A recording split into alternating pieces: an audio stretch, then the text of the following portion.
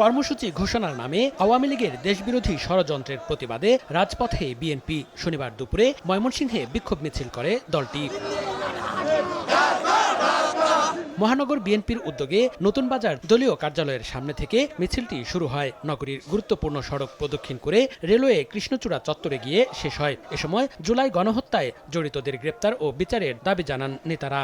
এছাড়া আওয়ামী লীগের সব দেশবিরোধী কর্মসূচি রুখে দেওয়ার হুঁশিয়ারি দেন তারা। বিএনপির অঙ্গ এবং সহযোগী সংগঠন তাৎক্ষণিকভাবে সিদ্ধান্ত নিয়েছে জনগণের যাতে জীবনযাত্রার কোনো বিঘ্ন না ঘটে, সেই জন্য শান্তিপূর্ণভাবে রাজপথে তারা তাদের রাজনৈতিকভাবে সেই দূষরদের প্রতিহত করার জন্য তারা রাস্তায় নেমেছে।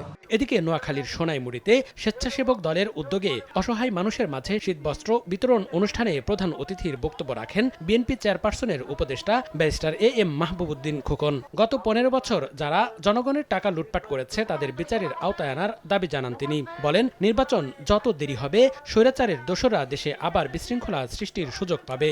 নির্বাচন যত দেরি করবেন স্বৈরাচারের আওয়ামী লীগ তাদের অনেক লুটপাটের টাকা আছে, তারা পুনর্গঠিত সম্ভাবনা আছে, দেশকে অস্থিতিশীল করার সম্ভাবনা আছে। এছাড়া বান্দরবানে জেলা বিএনপির উদ্যোগে 2000 অসহায় মানুষের মাঝে কম্বল বিতরণ করা হয়। এতে তৃণমূলের নেতাকর্মীরা উপস্থিত ছিলেন।